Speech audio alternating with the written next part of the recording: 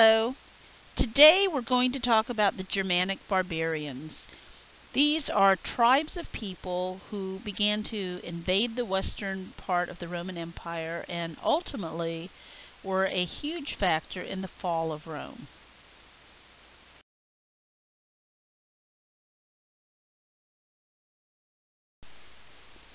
We know that people were living in Europe from the Paleolithic period, but there were no written words, no written language or records.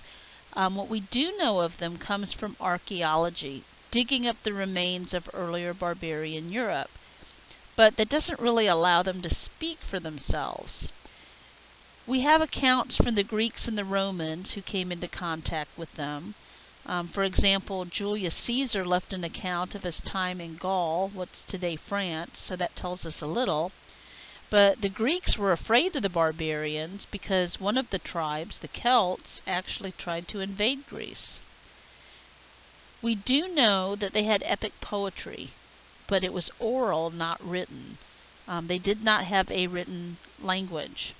For example, if you've heard of Beowulf, Beowulf was written in early Anglo-Saxon, and it describes events that took place in Scandinavia centuries earlier.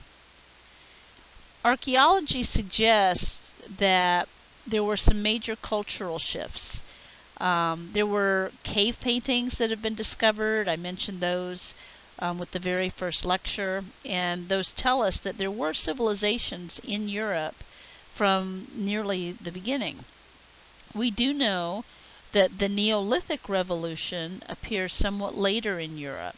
Evidently, the changes began in the Near East, like we talked about, Mesopotamia, Egypt, and so forth, and then gradually spread from the Balkans and up to Europe. The types of animals and plants that are first domesticated come from the Near East. The missing step in Europe is that they do not merge together into cities. And also, as I've said, there's no writing system. Instead, what we have is small-scale village life with Bronze Age metals being used. We do know that some sort of religious systems developed. Because there's no writing system, we have no records, just the things they buried and used. And what we see are a lot of weapons and graves, which tells us that this was a widespread military culture that celebrates strength and might. As I said, this was a military culture, and here you actually see one of the artifacts, one of their helmets. Their religious ideas are demonstrated in the structures they built. This is a period known as the Age of the Megaliths, and it starts around 2200 BC and lasts till about 1500 BC. And what it means is that around 2200 BC, we start to see standing stones, or as they were sometimes called, henge monuments in England, for example. Stonehenge on the Salisbury Plain is one of the best examples. And here you see these were monuments that actually were all over different parts of Europe. And it seems that they were constructed and rebuilt over a great amount of time. What do they mean? Well, we don't know what they mean. We do know that some of the stones came from far away. And with Stonehenge, for example, the stones, as I just said, came from long distance. They had to be transported to this plain. The stones and their placement have been studied, and it's been recognized that they actually have a really complex arrangement, and that if you stand in certain areas, there are certain astronomical occurrences that are pretty easy to match to certain stones. So it's thought that they could be a calendar or a giant astronomical observatory. Well, whatever the case may be, around 1500 BC, the age of the megaliths ends. And again, we really don't know why.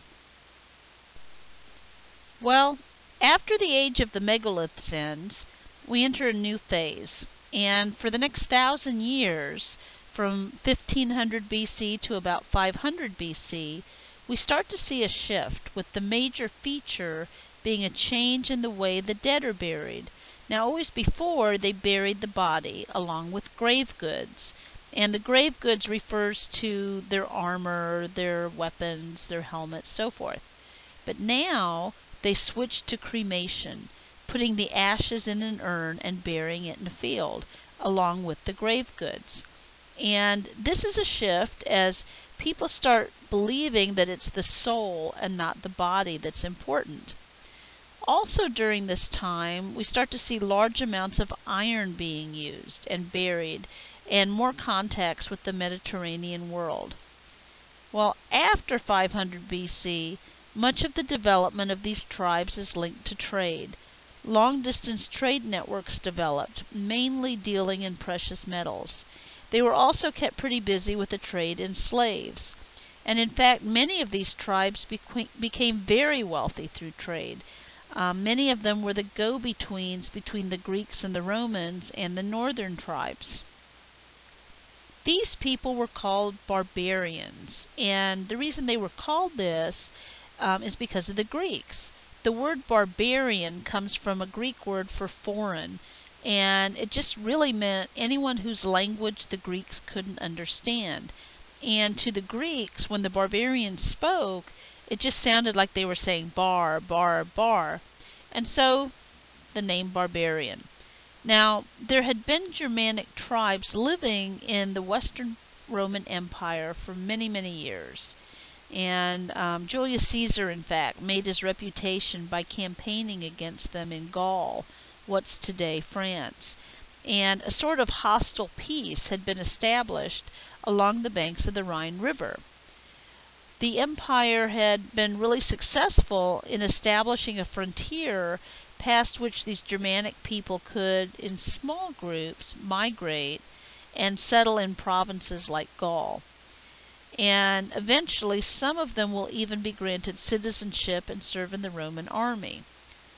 North of the frontier, the Roman armies kept the non-Romanized tribes at bay, and it really was not a stable situation. But in the middle of the 4th century, there's going to be some major changes, and we're going to start to see some migrations of tribes. And these migrations are going to start far to the east in Central Asia, with the movement of a tribe called the Huns, a non-European people who began to move westward. So what are these barbarians like? Well, their lives were not softened by the effects of civilization. Most of them had no settled homes, and they had a very simple lifestyle. They had a very simple political organization consisting of a tribe and a leader. They had a chieftain to whom the other members pledged their individual loyalty. For those not involved in trade, the economy was based on hunting, herding, farming, and pillage. Many of these tribes actually led a settled life. Some were nomadic and hunted and traveled looking for game and bounty, but there were others who just lived in small villages and they farmed.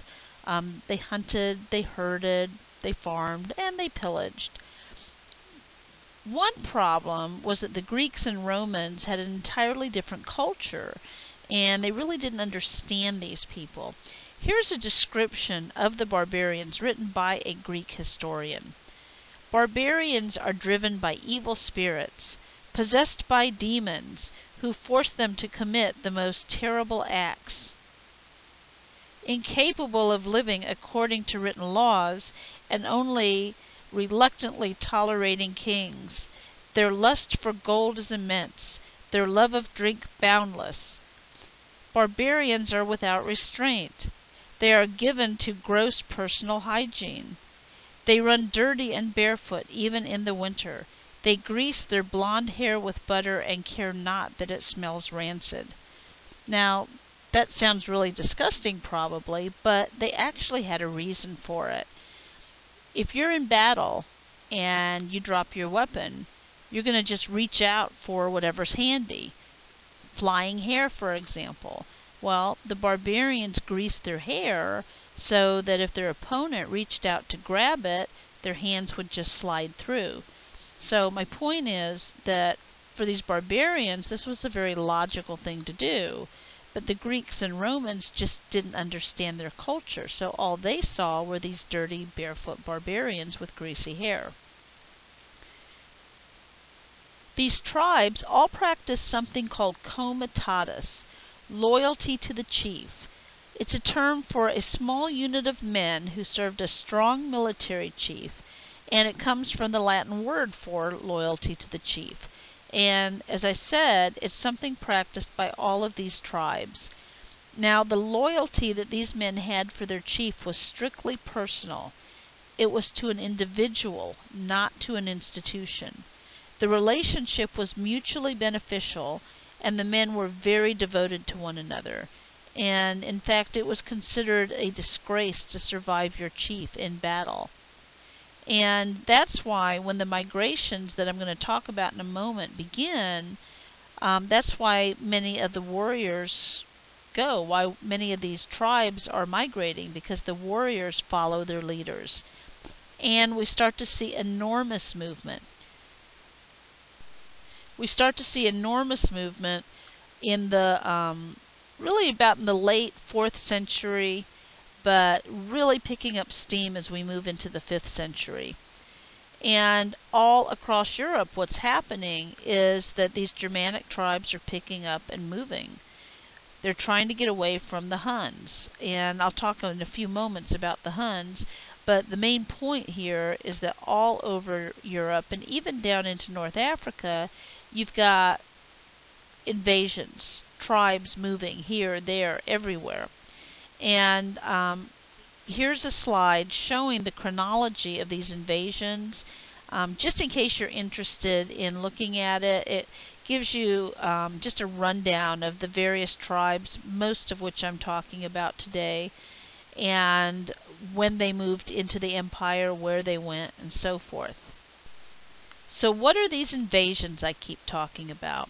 Well, far over to the east, in what's today Mongolia, there was a tribe called the Huns, and they were really, really ferocious. In fact, it's because of the Huns that the Great Wall of China was built, to keep them out. Well, it's believed that there was a climactic catastrophe, a major drought, that resulted in a lack of food for several years. So, several years pass, there's no food, you've got millions of people who are starving, and they, the Huns, pick up and start moving westward. As they do so, they're coming into contact with other tribes. And these other tribes, many of whom have heard of the Huns, start scrambling to get out of the way and just get out of their path. And as they do that, they're coming into contact with other tribes, and it just sets off a domino effect. And this is what we refer to as the Germanic barbarian invasions, because it starts in Mongolia. The Huns are basically pushing everyone westward until all over Europe you've got tribes moving, migrating, trying to find another place to live. The Goths were one of the Germanic tribes that ends up entering the Roman Empire. And they originated over in Eastern Europe, but find themselves pushed westward because of the Huns. And they're actually going to divide into two groups. There's the Visigoths, who are the Western Goths, and the Ostrogoths, who are the Eastern Goths. The Visigoths were one of the first barbarian tribes to move from Eastern Europe into Western Europe, mainly pushed west by the Huns. And they're eventually going to be employed by the Roman Empire as kind of a buffer zone, or buffers, between the Romans and other tribes. And later on, they're going to become Christian.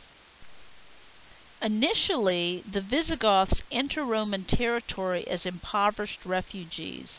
They've been forced out of their the region where they live in Eastern Europe by the Huns. They're just searching for a place where they can settle down and live, and they bump up against the borders of Rome.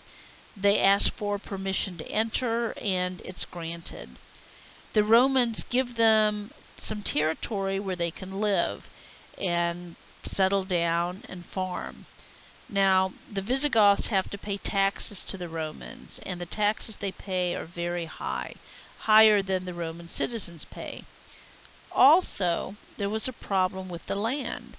The land they were given wasn't good. It really wouldn't sustain any crops, and so year after year, these people are trying to eke an existence out of the land, and it's just not giving them anything.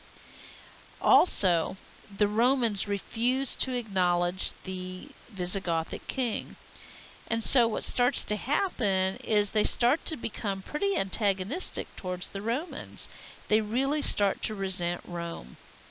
And it gets so bad that these people are they're just starving to death. And they keep appealing to the Romans, asking for help, for more land where they can settle and actually farm. And at one point, the Romans end up giving them rancid meat in exchange for the Visigothic children. So the Visigoths are forced to sell their children into slavery to the Romans in return for meat, which, as I said, turns out to be spoiled or rancid. And so just more and more, year by year, their bitterness and resentment and anger grows and grows and grows.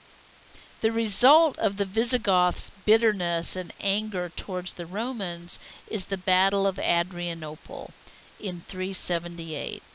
And this is a really significant battle.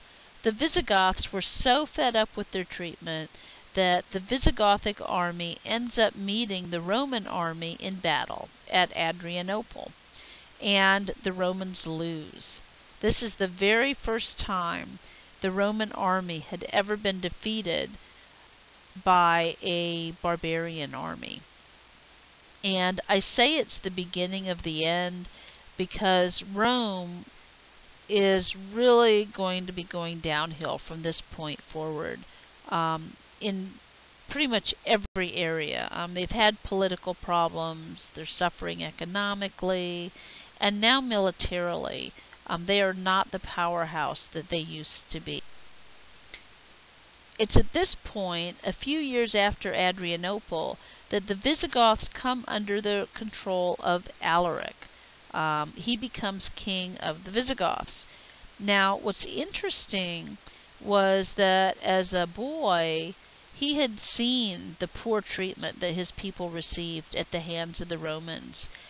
His father was the king before him, and as a young man, Alaric had actually served in the Roman army, which meant that he had learned battle techniques from the Romans.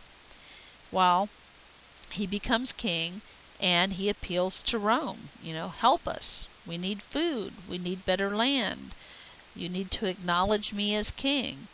And as before, the Romans just continue to ignore him and the pleas of his people. And so, he begins pressing the Romans for more rights. They ignore him. And so he ends up taking his army in 409 to Rome itself. They surround the city and hold it under siege for nearly 2 years. The purpose?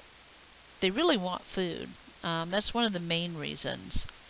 And so they hoped that the Romans would just give up, open the gates, let them in, and they could scavenge what food was to be had. Unfortunately, it didn't work out that way. The siege lasted for nearly 2 years. And Alaric and his men, they cut all the supply lines. They just completely cut the Romans off. Inside the city walls, it got so bad that the people, they had totally run out of food. It got so bad they resorted to cannibalism. There's one story of people actually going to the Colosseum to watch the games, and somebody, a prisoner or somebody, died in the arena, and people actually started yelling how much for that meat because they were so hungry they were willing to buy a person to eat. Well, the siege, as I said, lasts for nearly 2 years.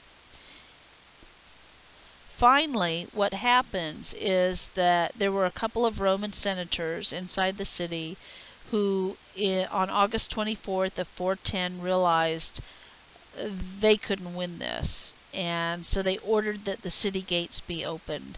The result is that Alaric and his army sweep into the city and sack the city of Rome. This went on for a couple of days. They take a lot of wealth, but don't find much food. And Alaric's going to die not long after that same year. And the Visigoths will end up moving over to the west, over to what's today southern France, and they will settle down there and establish a kingdom for them.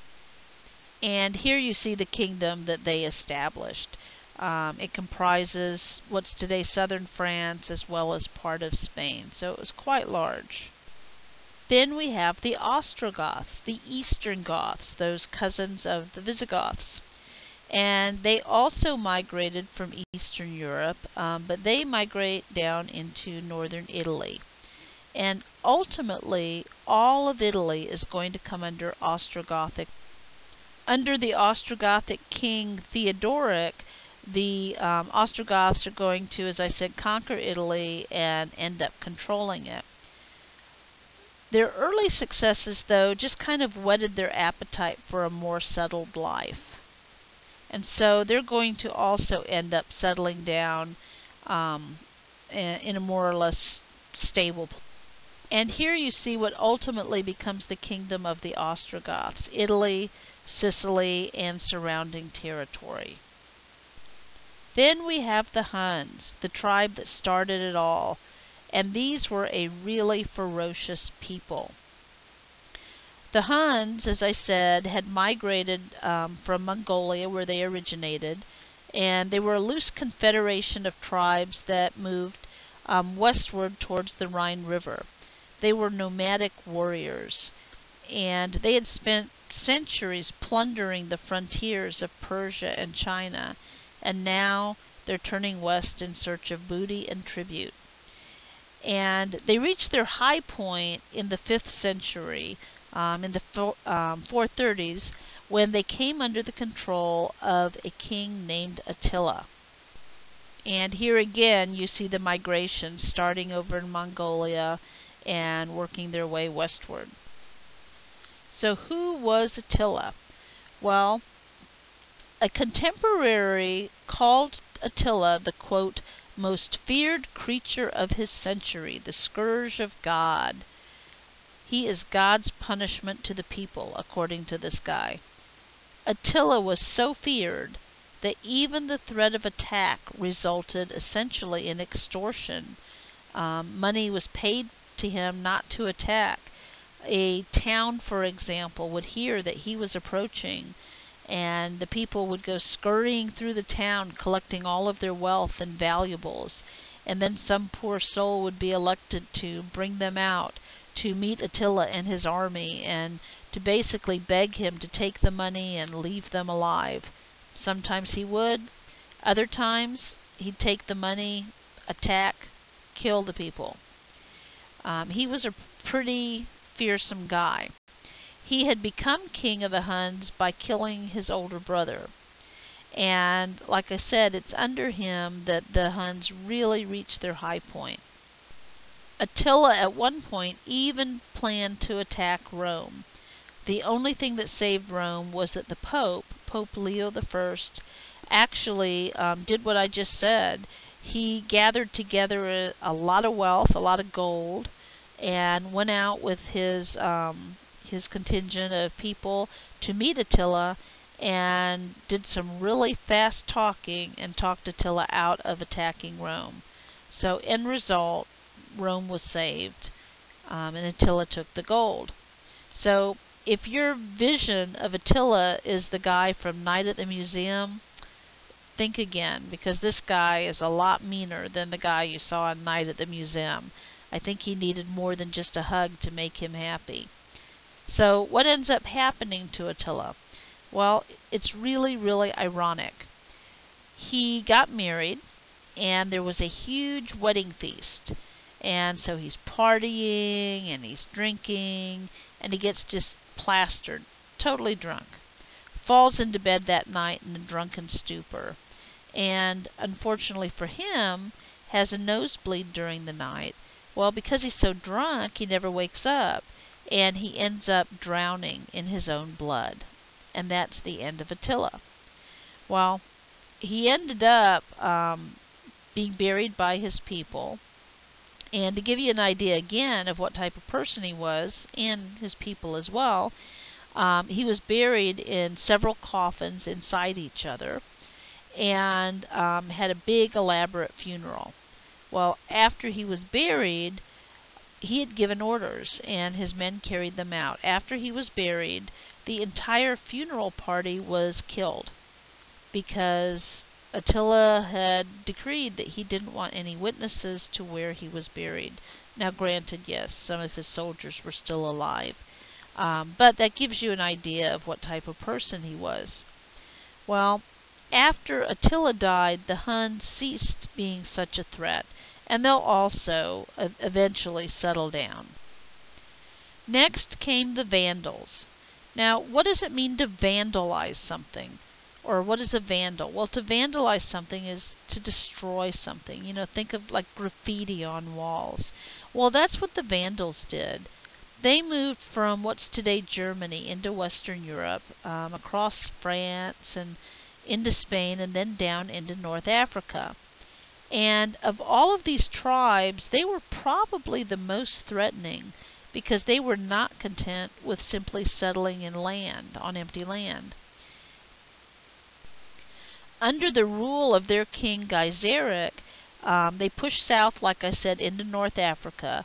And this is really important, because North Africa, where Carthage was a very important part of the Roman Empire. This was the breadbasket of the empire. It was vitally important to Rome. Most of the grain that fed people all throughout the cities of the Roman Empire came from this region. And also, Carthage is historically the second most important city in the Western Empire. Well, under Gaiseric, the Vandals capture all of North Africa. And what does that mean about that grain supply? Well, all of a sudden it's cut off from the Roman Empire. The Vandals are controlling it. Then he goes a step further.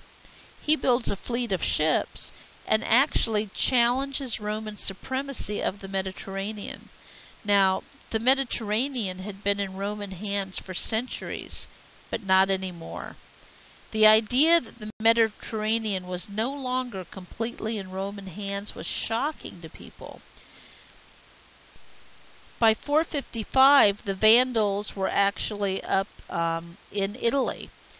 Like I said, they had challenged Roman supremacy of the Mediterranean. They took control.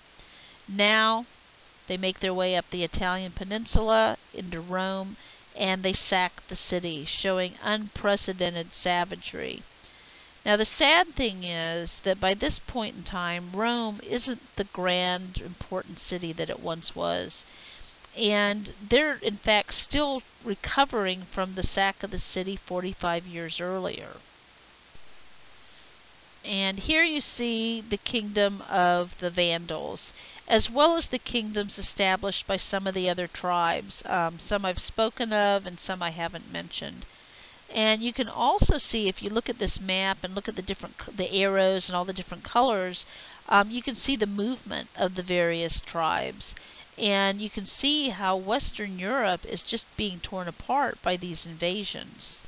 Well, the last emperor of the Roman Empire was Romulus Augustulus, and he was just a teenager. He was deposed or kicked off the throne in 476. And 476 is the traditional date for the end of the Roman Empire. At this point, Italy is ruled by Germanic barbarians. In the West, no civil authority existed other than what could be provided by the Pope. An entire civilization, Rome, was destroyed. And you've got other tribes making inroads elsewhere. In Britain, for example, there were various contenders to the throne who rose especially after Roman troops were called away to deal with Gaul. And by the 5th century, a group of people known as the Britons, Britons, these are the Romanized Celts in southern England, they were left to the hands of various Germanic tribes who crossed over from the continent. And these tribes included the Angles and the Saxons and the Jutes. And they formed the basis for the later idea that Britain was Anglo-Saxon. That comes from those tribes. And in fact, the Celtic Britons and the Angles and the Saxons would over time intermingle. And an interesting fact is that this is the period of King Arthur. So who are the Franks? Well, the Franks are going to be the most successful of all of the Germanic tribes. The Franks had become permanent settlers of, and they came to dominate Western Europe. They had originated in Northern Europe around the Baltic, and they carried swords, these large swords called the Francesca, into battle. And this was part sword, part axe, kind of like a tomahawk. They were rigidly disciplined and completely loyal to their war chief and their band. And they all shared in the... Here you see the Frankish kingdom in 600, and you can see, if you compare this to the previous slide, how much they expanded their kingdom. And a lot of that was due to Clovis. And here you see a Frankish warrior with the Francesca I mentioned. Another interesting fact about the Franks, they wore their hair very, very long. They believed that it gave them power. Well, the Franks converted to Christianity under Clovis, and he was probably the single most important figure between Augustus Caesar and Charlemagne. He was a king of one of the Frankish tribes. There were actually many different Frankish tribes. He was the king of one of them. And he was preparing to go into battle to fight against one of the neighboring tribes to try to conquer their land. And he was losing the battle. So he prayed to Jesus. Now, he was a pagan, but his wife, Clotilda, was a Christian. And it seems that she had been kind of nagging him to convert. So he prays to Jesus in the middle of this battle. And prays, he says, basically, if you are real, please listen to my prayers. Please help me win this battle. He finishes his prayer, and witnesses claimed that no sooner had he finished than the warriors he was fighting turned and fled the battlefield. End result, he wins the battle, believes that the Christian God helped him, and so he and 3,000 of his men will convert to Christianity.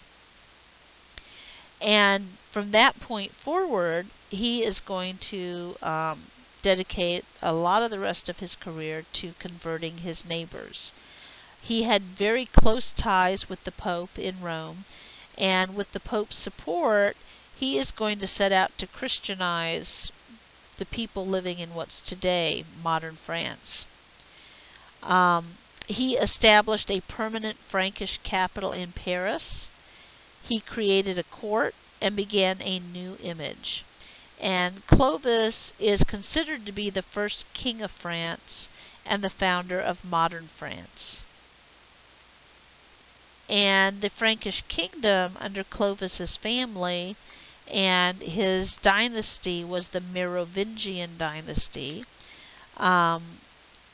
This dynasty is going to become the most successful of all the Germanic dynasties and all the Germanic kingdoms. Well, as I said a little bit ago, the last emperor of the Roman Empire was Romulus Augustulus. And in 476, he is deposed, kicked off the throne, by an Ostrogothic general named Odoacer. And his imperial regalia, which are those things that signify that he's the emperor, things like the crown and a special ring that the emperor wore, These things were sent by Odoacer over to the eastern part of the empire with a message that basically said that Rome had no more need for an emperor. Odoacer then takes the title of Rex, which means king. So I guess you could say at last there is a king in Italy again. And this is going to start a new era in European history. So here you see Western Europe as of 476. I've titled this the Roman Empire, but as you can see, there is no more Roman Empire. All of Western Europe, North Africa as well, is controlled by these Germanic tribes. They've basically carved these areas up like jigsaw puzzles and established their own kingdoms. So it's at this point that the Middle Ages begins. Rome falls. We enter a new period of time. And what we also see are the building blocks of medieval Europe beginning to be formed with these kingdoms established by the Germanic barbarians.